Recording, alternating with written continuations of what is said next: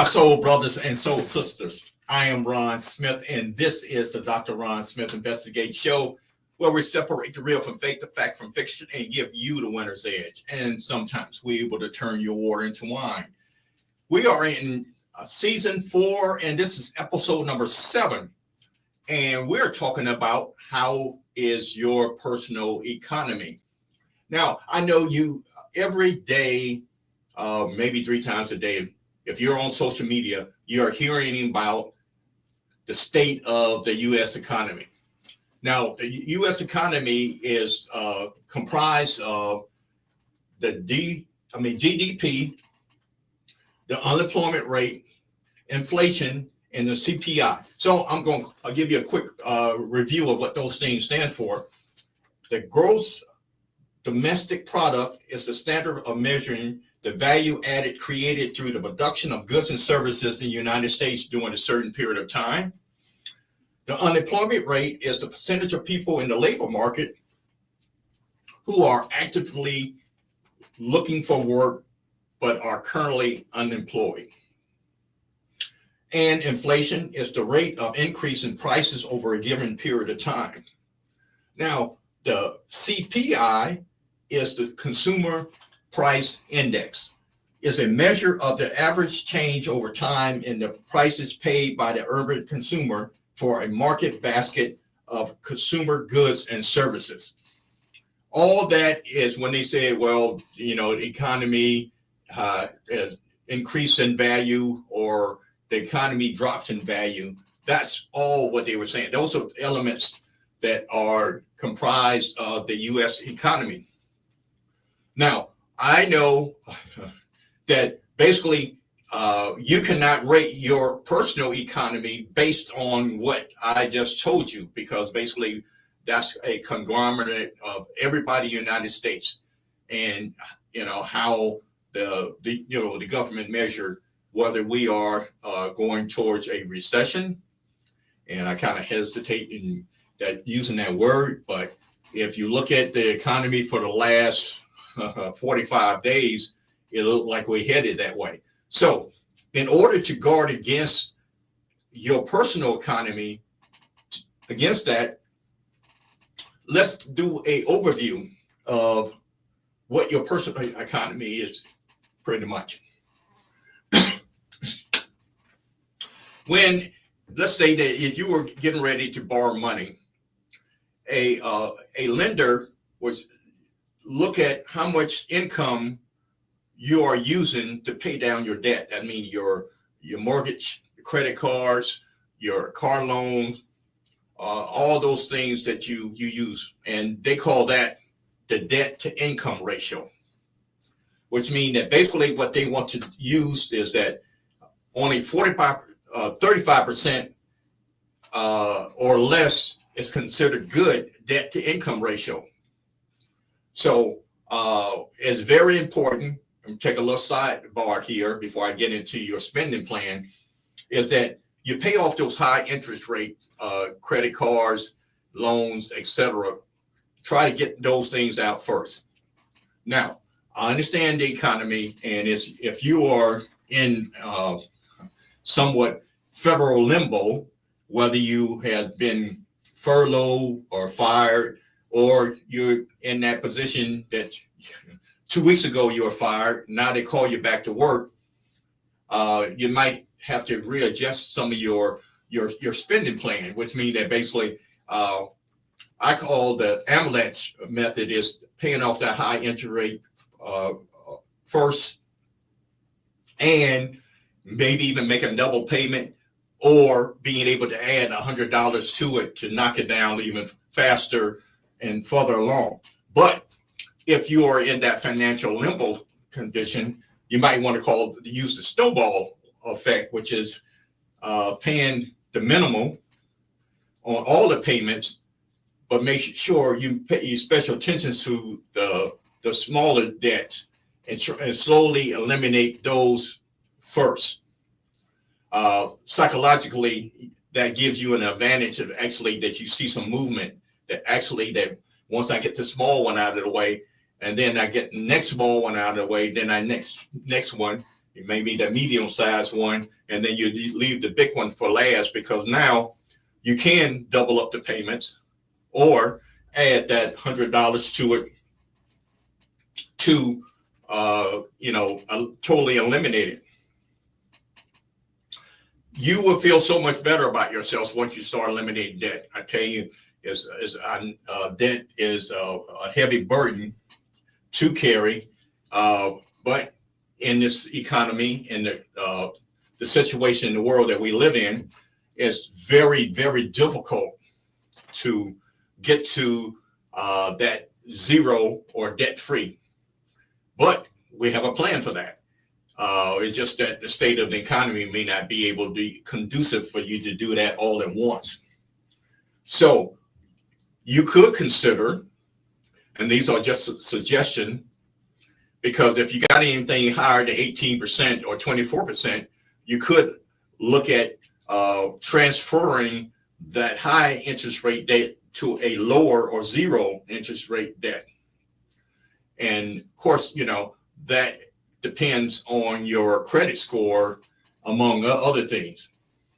So keep that in mind. But I know a lot of people talk about, getting a HELOC or a line of credit if you have real estate to pay off the high interest rate debt and to get everything back in line. Paying 8, 10, or 12% is so much better than paying 24. Keep that in mind. But I really want you to look at the strategy if you're going to use your home, which is your assets, for one of those, HELOC or home equity line of credit. I would prefer you to, if you're going to use that money, make sure you use it for a income producing, asset, whether it's real estate or going into business, et cetera, et cetera. But those are the things that you have to look at your debt to income ratio, because we're talking about your personal economy. So, you know that I talk a lot about having your own personal spending plan, which is normally is a budget. Now, one thing for sure is that you can keep a lot of things in your head. I know a lot of people don't like writing things down, but I really feel that basically once you write something down, it's so much better. And I understand there's a lot of apps and there's a lot of, different types of strategies you can use for, debt reduction or budgeting. But I think it's just, the using more of your senses, sense of touch, you're seeing it. And actually, if you really, I'm not opposed to talking to myself. Sometimes I do that. So using all my senses, because I want to have everything, I'm commanding my attention. So I always use this plan, what I call my spending plan. So hopefully you can read that, which is 40, 30, 20% of my income. So basically needs, wants, save, and then give. Needs is food, housing, transportation, and basically any basic needs. And I put insurance over there also. Wants could be travel, because you don't have to take that cruise, or you don't have to go to Spain. Maybe you do, but entertainment, which includes dining out, concerts, etc. Those things are adjustable. Clothing. We are going back to the office. Most of us have been called back to office, and you're not working from homes where you have that pretty much relaxed feel. But you're not wearing the pumps and the heels as much as you used to, or the shirt and tie and suits. So And some of those things you already have. So basically, if you're a stylish person like I am, you know how to build your accessories around what you already have. So you can save some money there. Emergency fund as part of saving. Remember that basically what is recommended is 4 to 6 months of your active income.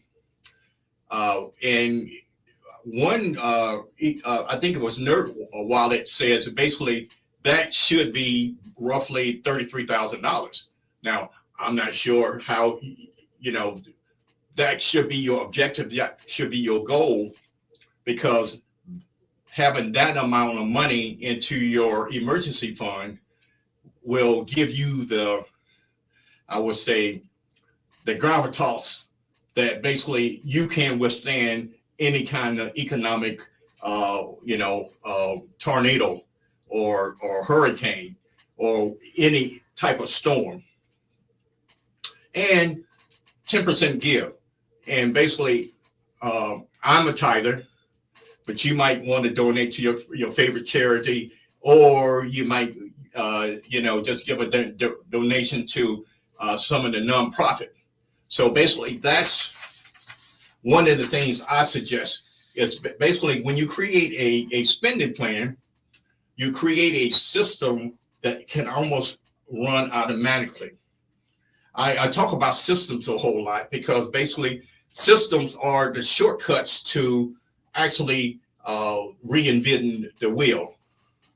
I made this statement on TikTok today or even yesterday, is that the reason why McDonald's, let's say Microsoft, IBM, you name it, Amazon are successful because they have systems in place. And one of the things that I admire about even McDonald's is because they have a system so structured that they have teenagers to actually run the whole place.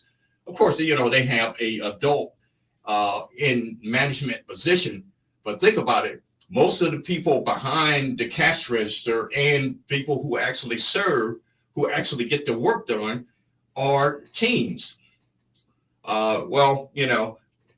Unfortunately, economically, you see more adults in those jobs, but actually those jobs really were created for teens. So my whole discussion about spending plan is basically what you want to do is create one that fits your need. Now, I've seen, I do the 40, 30, 20, 10, but I actually have seen a 70% of needs and then 10, 10, 10, 10, which means that basically 10% they are of wants, 10% savings, and 10% actually being generously giving. I cannot overstate the 10% giving. Multi-billionaires, they give in their way. Most of they donate to their favorite charity, et cetera, et cetera. So whether you use the 50, 40, 10, or whatever configuration that actually works for you, is flexible. And that's the whole idea, is creating a system that actually works for you. I don't know what your economic situation is. And the thing about it is you understand what your debt to income ratio is. So this whole idea of needs, wants, save and give is a flexible system, but it's a system in place that actually can minimize the time that you spend on what you need to do at any particular time. So what we're going to do, we're going to take a break right now, and we're going to jump into how's your personal economy when we get back.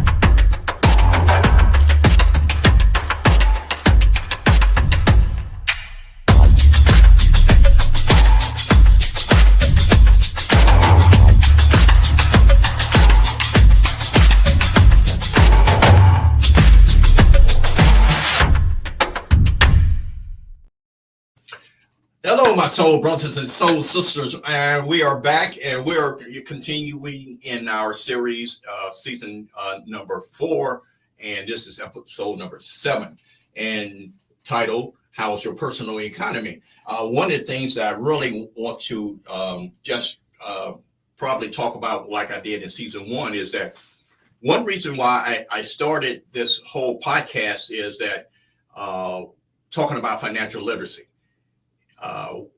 It wasn't talked about in my home. I never had a class at school. I had to learn by trial and error, and financially, I'm still on trial for some of my errors. And we got to realize that some habits die hard. And if you could think about money can be very emotional. And even when you talk to people, as I do as often as I can, about personal finance, I hear an emotional little tense in their voice when we discuss certain things. So one of the things that they are talking about financial literacy in high school and some university. But here's the thing. If a bank is sponsoring your financial literacy information, you can guess what focus they want to be on. I'm not throwing no shade. I'm just saying that basically, if you really want to learn financial literacy, you need to make sure you invest in your own education and talk to people who are not selling you a financial product. That's my main emphasis. If you talk to a person who's insurance representative, I guarantee you he has a package that will meet your needs that will actually benefit him. You talk to a banker, he has a package that basically that will fit your needs, basically that will actually benefit him. So fiduciaries are, if you're talking to a financial planner, those are the people that you need to talk to. Make sure you talk to a fiduciary because, quote by law, they're supposed to only talk to you about products that will benefit you, not necessarily, benefiting them. So just my 2 cents. So when somebody talks to you about financial literacy or financial education, you have to understand what premise are they speaking from. Just case in point. So we talked about the United States economy and what it consists of in part 1 of today's personal economy. We talked about the GDP. We talked about the unemployment rate. We talked about inflation, and we talked about the consumer price index. That's how the government grades how the government is doing and how businesses are doing, how Wall Street are doing. And once somebody look at your cash flow, which I mean your cash flow in and cash flow out, they are looking at your debt to income ratio, which means that basically your money coming in compared to the money that you've been paying out, which means basically your income compared to your credit card debt, your mortgage, rent, your car loans, et cetera, et cetera. And you get a B plus or A if you have 35% less of your income to debt ratio. And we talked about what I call creating what most people call a budget. I call a spending plan, which I created this, which means that basically 40, 30, 20, 10, which is pretty much simple as far as straightforward. Now, I want to continue that if my monthly income, let's say my monthly income was $3,500. So 40% of that would be $1,750 would be going to my needs. 30% of $3,500 would be $1,050 would be going towards my wants, and my savings would go to $700, which is 20% of $3,500, and 10% of that would be $350. That is an illustration of, my spending plan for you if you were making $3,500. I'm trying to keep it simple because if you have a simple system, it can almost automatically, and what I mean, you could put it on automation, which means that mortgage note and car note and cell phone bill, insurance, all those major things, you could put those on automation. And then you can scrutinize the other, the wants. Do I really need that suit right now? Do I really need those shoes right now? And do I really, need that subscriptions to Netflix and, even basic cable? Can I actually do Hulu? Those are the things that that are not vital, that goes into that want category. Do I really need to go on that cruise or that African safari? And here's the deal. If I do want those things, I need to set aside some extra funds in order to do that. Now, if those things are outside of, this payment plan, then I need to make the total adjustments, which mean that instead of doing, I really don't want you to cheat yourself out of Starbucks.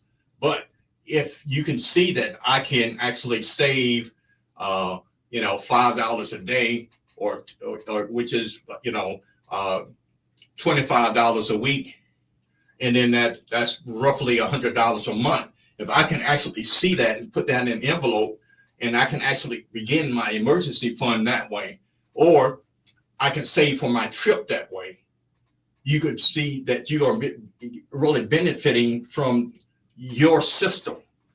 And that's the whole idea, is keeping your system intact and keeping it within reason.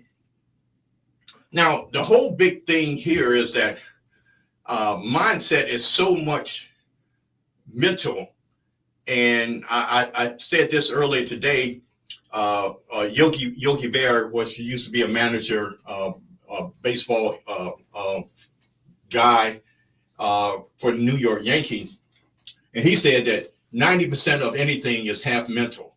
And basically, what he was saying is that if you can get your mental, focus incorrect, which would lead to action, because you still have to execute it. 90% of the stuff that we I guess daydream about, or which woulda, coulda, shoulda, put it off, it can be done. Which means that basically, I feel that if you set up a belief system within yourself, that you can actually have a more structure. So I want to share with you my belief system, what I've been sharing on TikTok. Here's my belief system. I think these four things is very vital and very beneficial to anybody. Basically, I start off with my faith, family, finances, and fitness, and pretty much in that order. I have a total belief system, and I believe in God, and basically, I have a family, and I have some solid friends. They say that basically, if you have 5 friends throughout your whole lifetime, you are a man in full, so to speak. And then finance, creating that spending plan, and fitness. So if you create those things for yourself, I really believe that you will have a solid foundation, and your personal economy will flow so much easier if you have those things in place. So the whole idea is basically you have to gain control of your spending, have an idea of your cash flowing in and your cash flowing out. Basically, and that's creating the spending plan. The next thing, you have to have a debt management system. Remember, I was talking about the high interest rate debt, that basically those are the things that cause you nightmare, and it can actually wreak havoc on your spending plan. But if you have a plan, how you're going to use the strategy and the tactics that I'm sharing with you, you will be so much better, and you'll feel so much better about yourself and your position where you are. And keeping track on your investments, that's another thing. It's one thing to just say that, hey, I got a 401k, because the questions I'm going to ask you, what are you investing in? You need to have a focus on where you want to go. Not only if it's a low risk or moderate risk or high risk, you need to actually know where you want to put your money into.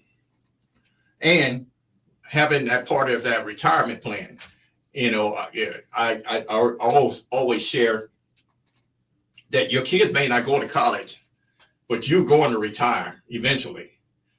Even though, most of us are probably working longer now. 62 to 65 was that target range, and most people retire. Now we're pushing that out to 68 to 72. It all depends if you like the supervisor or not. That's my stab at humor. But it does make a big difference. If you got a great supervisor, you probably stay till you're 75. So keeping your financial goals, I keep it simple. The only simplified way to actually do that, to me, is actually have a visual of what you need to do, because then you can explain it to your spouse, or you can actually show it to your children, and basically you will have a more commanding, I would say, voice in the situation, where when incidentals happen, and incidentals does happen, but then there's the accidental that's not in the budget. But if you could show somebody how you actually thought about, which means you have a concrete plan, and you can show your family where the money is, will simplify and justify whether you say yes to some of the incidents or say no to some of the accidentals.